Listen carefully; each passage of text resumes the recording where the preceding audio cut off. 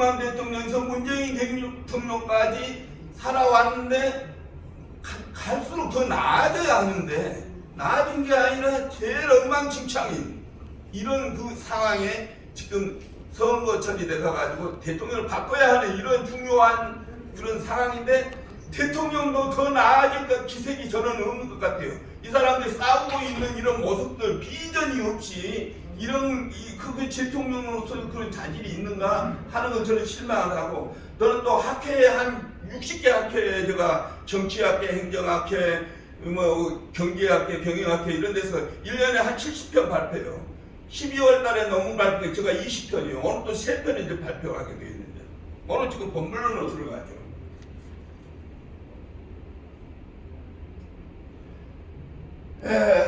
오늘 시간을 넉넉히 줘서 정말 좋아요. 제가 얘기하고 싶은 얘기 충분히 할 수 있었어. 한국의 당면 문제가 뭔가, 또 두 번째 세계 경제에서 한국의 위치가 어느 정도인가, 코로나19 확산 전망과 대응은 어떻게 되어 있느냐, 또 여기에 이제 관련된 오늘 주제 ESG의 논의 배경이 뭐냐, 그리고 ESG의 논의한 배경이 자본주의와 공산주의가 70년 동안 경쟁하는 곳에서 자본주의가 승리를 했는데 자본주의의 문제점이 뭐냐, 공산주의와 자본주의의 그 차이점. 자본주의는 자유경제 시스템 하에서, 자유민주경제 시스템 하에서 자유롭게 경쟁하고 거기서 나는 이익은 네 마음대로 써라 하는 그런 인센티브를 주는 게 자유경제 시스템의 기본 정책 목표다.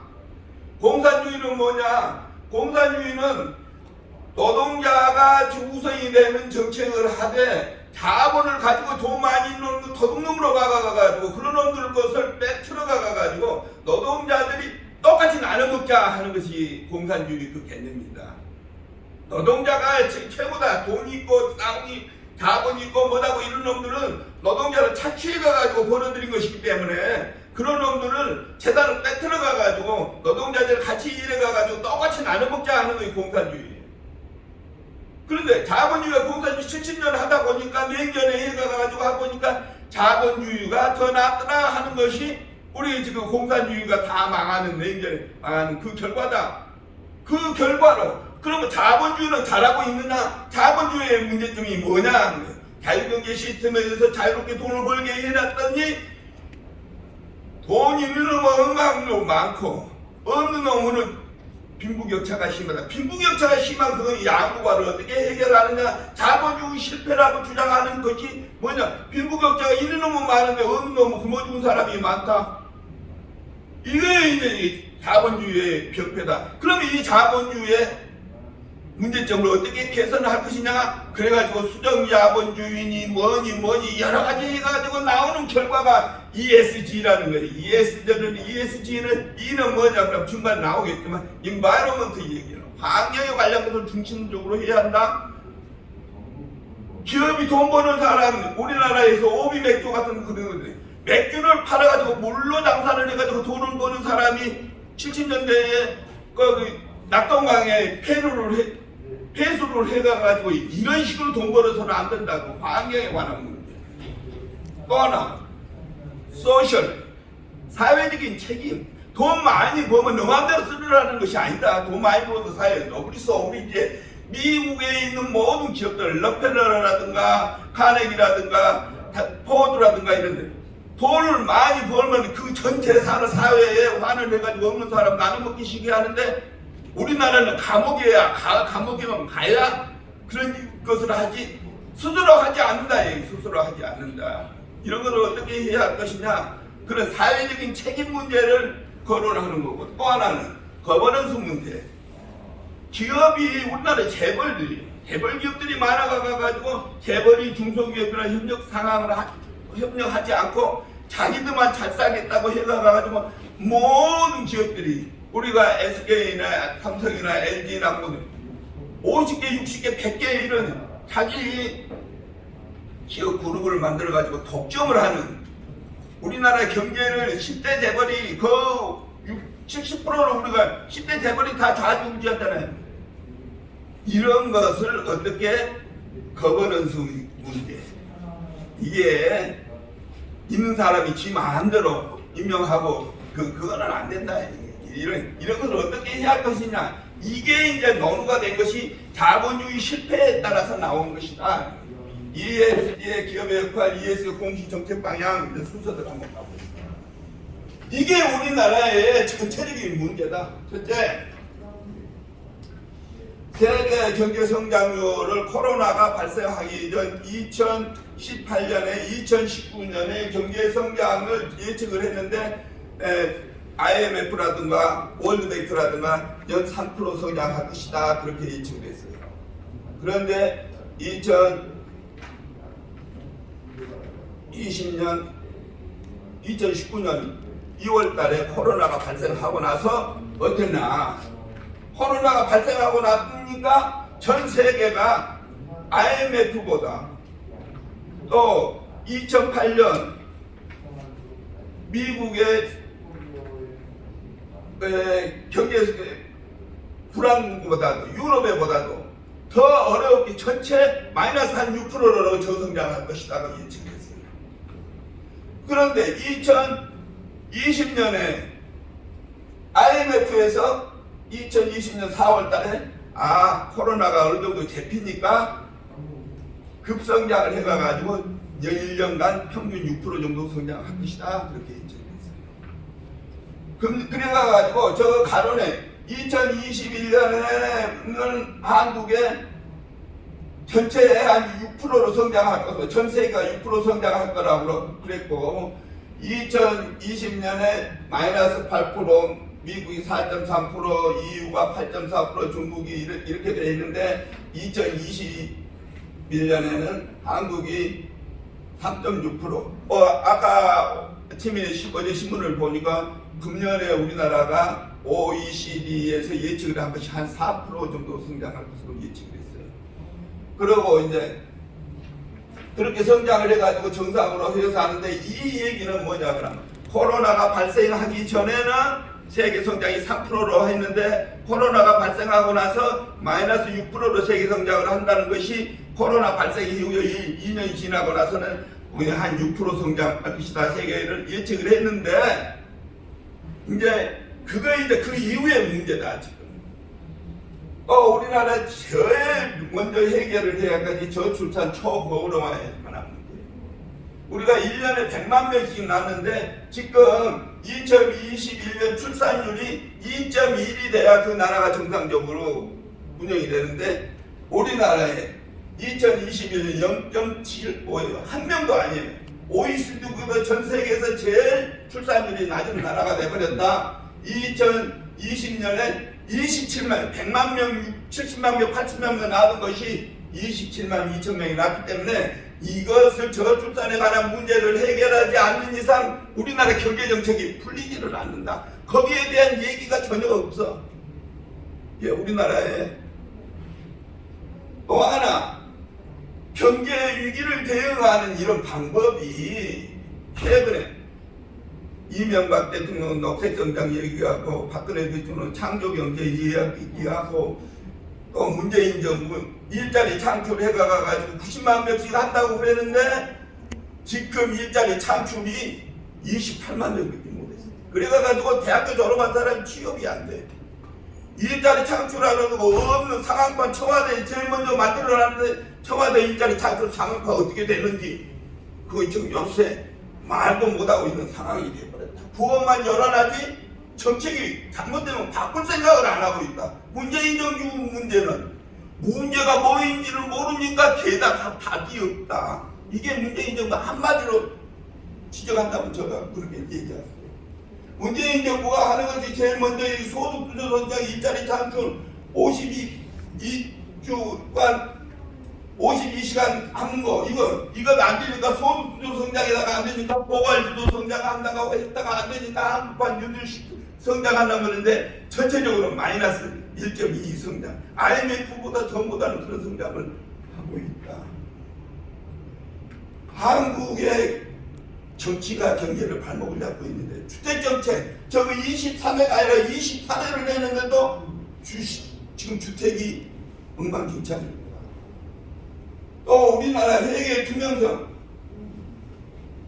63개국에서 제일 고수 63위, 2017년, 2018년 62위, 2018년 61위, 2020년 47위, 작년에 37위 좀 개선됐다고 그러지만 우리가 세계 경제에 한 10위권, 7위권이라고 그러는데 회계 투명성으로 인해 가지고 대통령이 다 들어가는 이런 박근혜 대통령 이명박도 감옥에 가고 있는 이런 나라, 이게 개선이 안 되고 있다. 개선이 안 되고. 그렇지만 우리가 잘한 것도 있다. 우리가 문재인 대통령 이전에 박정희 대통령, 이승만 대통령에서 박정희 대통령까지, 우리가 김대중 대통령까지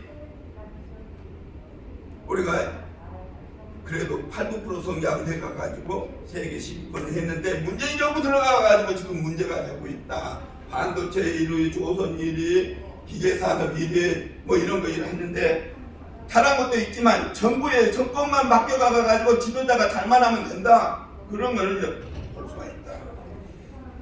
경제에 관한 문제, 우리가 코로나로 생겨가가지고 이렇게 지금 돼 있던 것이 이제 회복에 올라졌다 하는 세계 경제 전망이거든. 한국 경제 전망이건 마찬가지 이렇게 해가지고 올라갔다 하는 그 이후에 이제 문제다 이 얘기야. 우리나라 한국의 사회 발전 과정을 보면은 우리가 정말 1960년대에 우리나라는 1인당 GNP가 64불이었고 미국은 250불이었어요.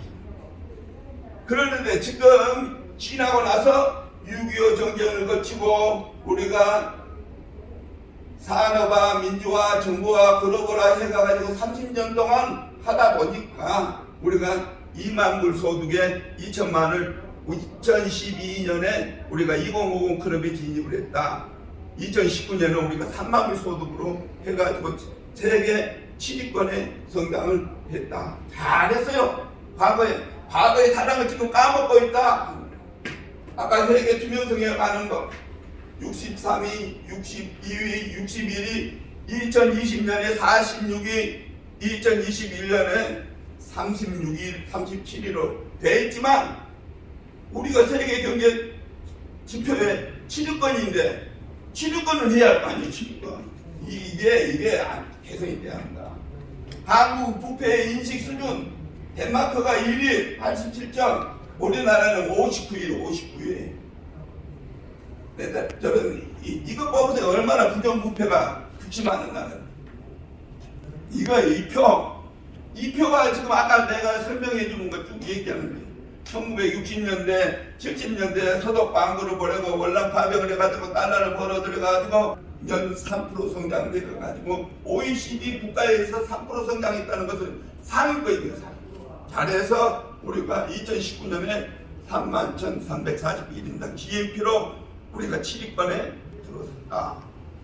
이거 굉장히 중요한데 60년대 여공시대에서부터 70년대 기능공에서부터 1908년도 상사 세일즈맨이 나가가지고 수출하고 90년대 대기업이 활동을 하고 90년대 후배 벤처기업 김대중 정부 때 해가지고 지금은 스마트 인공지능을 얘기하는 이 시대에 잘해야 할 건데 이 정부 정책이 엉망을 해가지고 잘못하고 있다. 학교 출산율 봐보세요. 70년에 101만 명을 낳았어요. 75년에 92만 명, 67만 명, 73만 명, 64만 명 이렇게 해가다가 2020년에 27만 2천 명. 여기서 결혼 안 한 분들은 반드시 3명 이상은 나라를 위해서 낳아줘야 한다. 저는 그때 공무원에 60년에 공무원 생활할 때 박정희 대통령이 뭐라고 그러냐. 박정희 대통령이 다른 건 다 알아줘야 잘못한 것이. 아들, 딸 구별받고 하나만 나 잘 기르자. 먹고 사는 것이 어려우니까 하나만 잘 기르자. 그래가지고 우리가 예비군 훈련을 받으러 가면 남자들 복용, 정관 수술을 안 했어.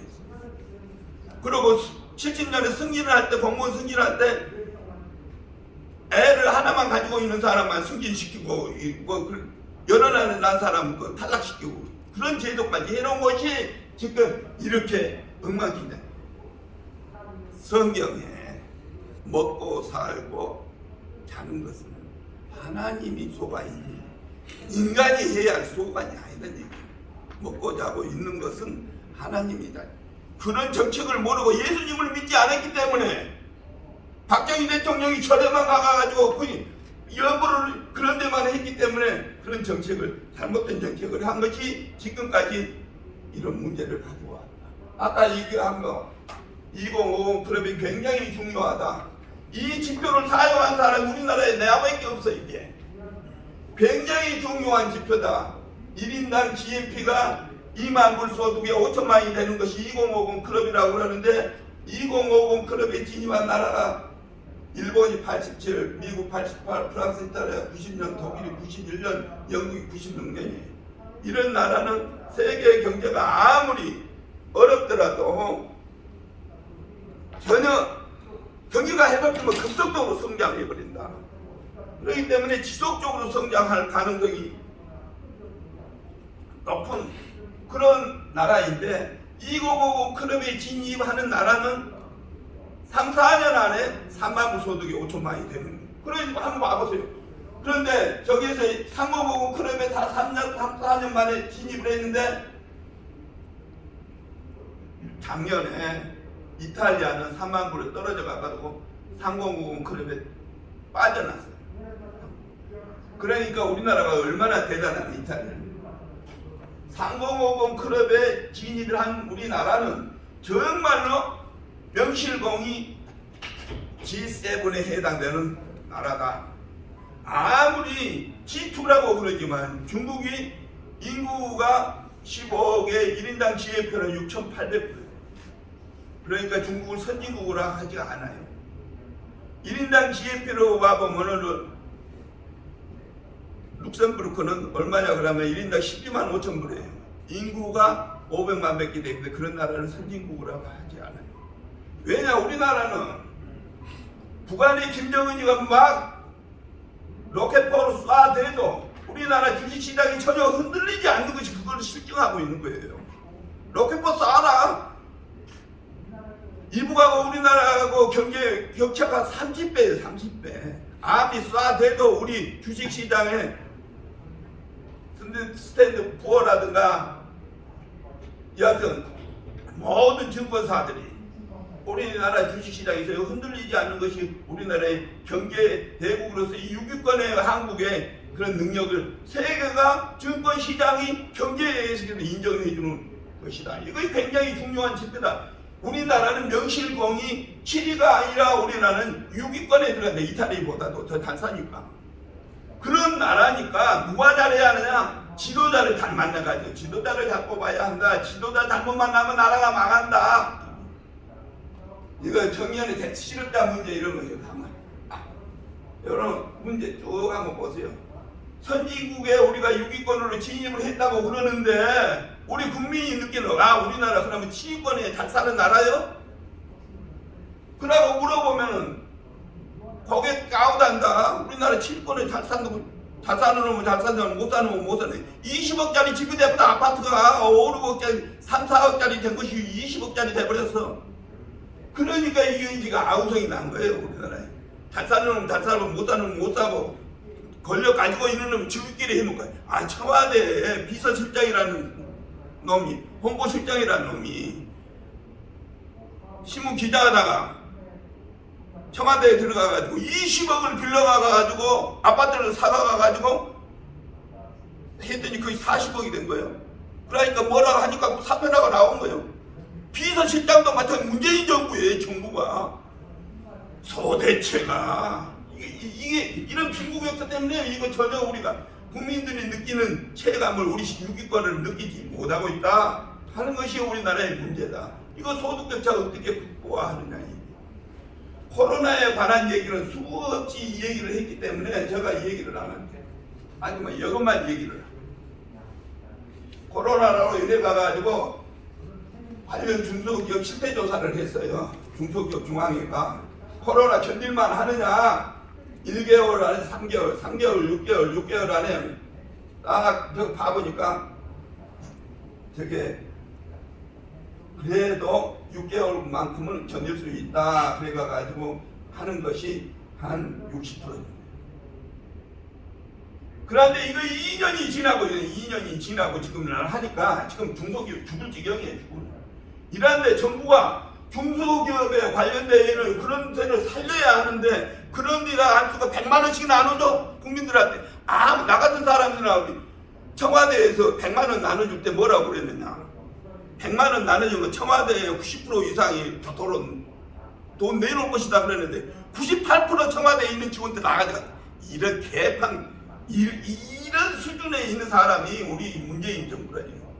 아무 돈 있는 사람 이재용이도 100만 원, 강철수이도 100만 원, 그래. 없는 사람, 진짜로 밥끈이 없는 사람, 지금 중소기업에 밥도 못 먹고 해가 하는데 그런 사람 지원해야지. 똑같이 5,000명 나는 이 짓거리를 계속 하려고 그래. 계속. 이게 금융이나 세제나 고용이나 소상공인이나 이런 코로나로 이래가지고 어떻게 지금 어려움과 느끼는 것을 전혀 이런 거 나와도 보지도 않아. 그 친구들은. 코로나에 대한 이 정책도 어떻게 이걸 대응을 해야 하느냐. 코로나는 우리가 사스라든가 메르스라든가 뭐 이런 거 과거에 패스트라든가 이런 코로나 역대적으로 많이 나와. 왜 나오느냐? 저는 목사거든요. 금년에 목사 안수를 받아가지고 뭐냐 그래. 인간이 하나님의 성경에 나온 대로 살지를 않기 때문에 그렇게 벌을 주는 거예요. 인간이 환경에 뭐 이런 거 등등으로 세계가 엉망진창이 돼 있을 때 이런 것들이 나오는 거예요. 이거 그러면 그런 거 나오면 그거 한두 번 나와? 이런 거 나오면은 과거에 이런 것들 이런 걸 잘 데이터를 분석을 해가지고 대응하는 방법이 수없이 해온 거거든요. 이런 것이 발생을 하면 첫째 예방과 재활을 하는데 그건 우리가 잘했어요. 두 번째 이것이 오래 갈 건가 안 갈 건가 빨리 판단해가지고 백신을 개발을 해가지고 빨리 줘야 하는데 우리는 예방한다 잘한다 그래가지고 K방역 한다고 그래가지고 안심하고 백신 개발할 생각을 전혀 안 하고 폼 떼고 있다고 우리 당한 거예요. 그게 그러니까 우리가 질병청을 만들었지만 그런 아이디어가 없는 거예요. 솔직히 말해서 전혀 딴 생각을 하고 있어요. 또 하나 그렇게 백신 코로나가 발생해가지고 어려우면 금융과 실물의 괴리가 발생하는데 괴리 발생하면 어떻게 해? 제일 어렵고 밥 먹고 모든 사람을 도와주는 정책을 해야 하는데 똑같이 나눠 먹기. 이 금융에 대한 이런 개념도 없는 놈들. 또 이런 걸 이용을 해가지고 미중 갈등이 심해지는데 우리나라가 스탠스 미국에 붙을 거냐 중국에 붙을 거냐.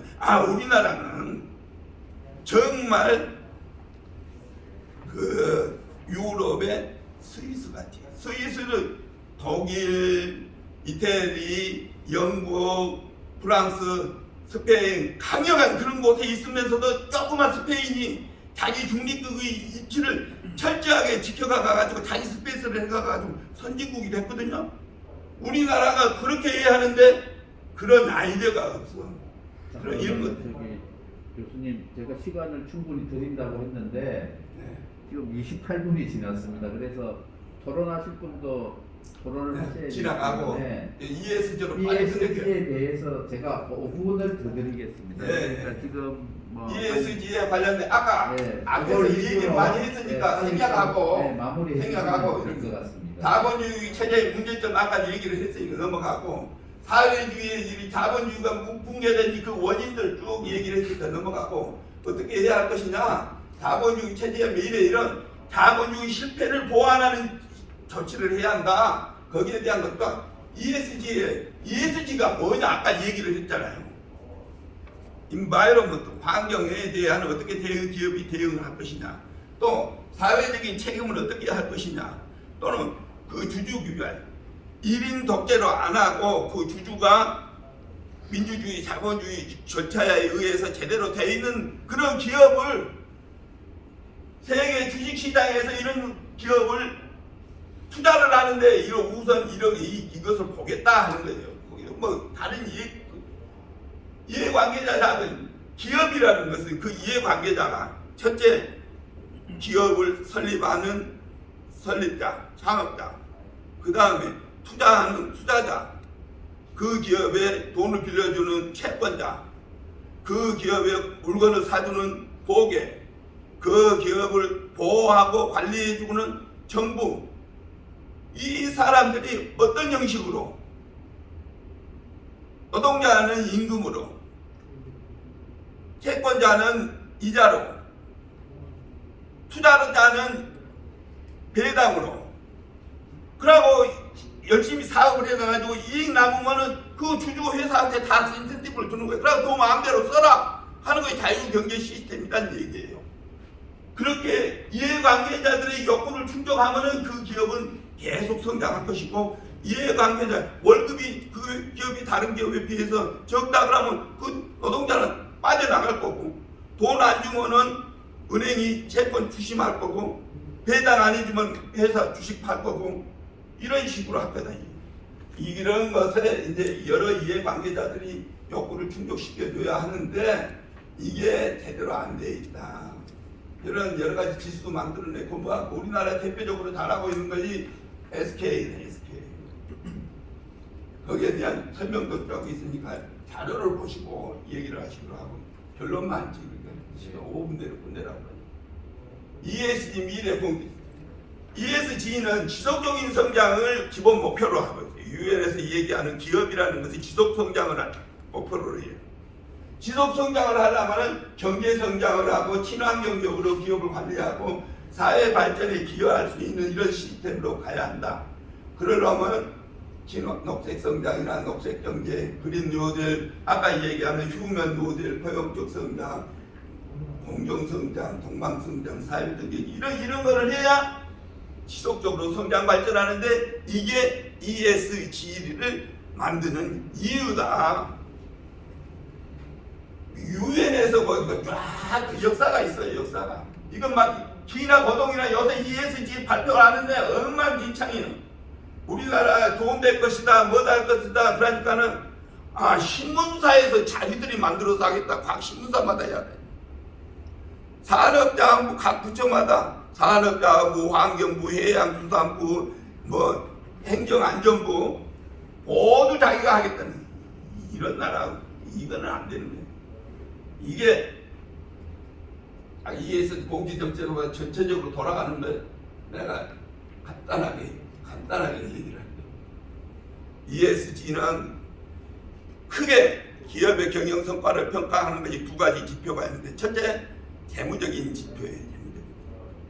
모든 경제적인 그런 것들을 재무적인 화폐액으로 측정된 정보로 만들어내는 것이 그 재무적인 정보예요. 화폐액으로 측정되지 않는 것을 비재무적인 정보라고 해요.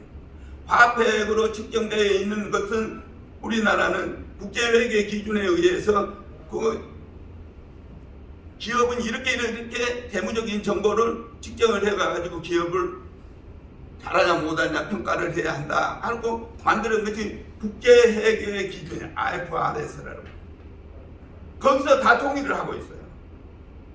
그런데 비재무적인 정보는 거기에 회계적인 화폐로 측정되지 않은 아까 환경에 관한 문제, 구조조정에 관한 문제, 사회적인 책임에 관한 문제, 이런 것도 화폐로 측정될 수 없는 것이거든요. 이런 걸 지표를 만들어 가지고 하겠다는 얘기인데, 유럽에서는 항상 기업의 경영 성과를 평가를 할 때 항상 재무적인 정보가 첫째고 비재무적인 정보도 같이 해야 같이 해야 하기 때문에 세계 경제 포럼에서는 또 IMD에서는 유럽에서는 IFRS를 만든 국제회계 기준을 만드는 IFRS도 그거를 해야 한다 그러고 통일이 됐어요. 우리나라는 안 돼가지고 중구난방 서로 하겠다고 아우성해요.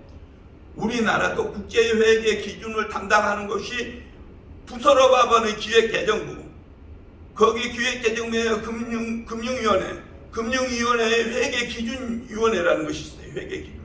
거기서 하면 될 것을 여기저기 다 한다고 나대니까 여하튼 여기 이렇게 숭실대에서 대양경영학교 우리 학회를 했는데 숭실대 법대 헌법을 한 사람이 나와가지고 자기가 ES 회장이래, 타교 회장이래. 그러면서 하는 얘기가 ES 회장은 이것은 해무적인 정보와 별개로 해야 돼. 이런 엎드리 같은 홀리패스들이 많습니다. 시간이 되어서 마무리 부탁드리겠습니다. 마지막으로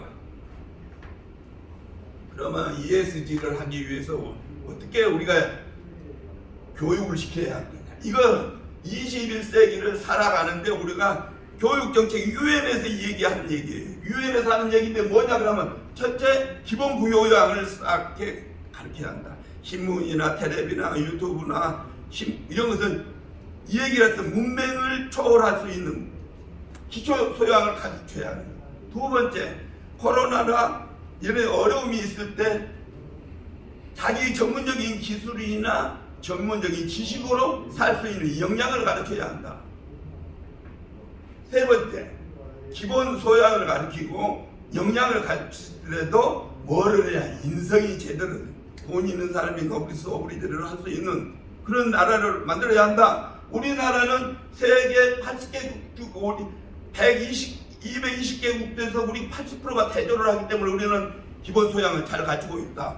또 우리나라는 다른 나라에 비해서 7위권에서 경쟁을 하고 있기 때문에 역량을 잘 갖추고 있다. 문제는 인성의 문제.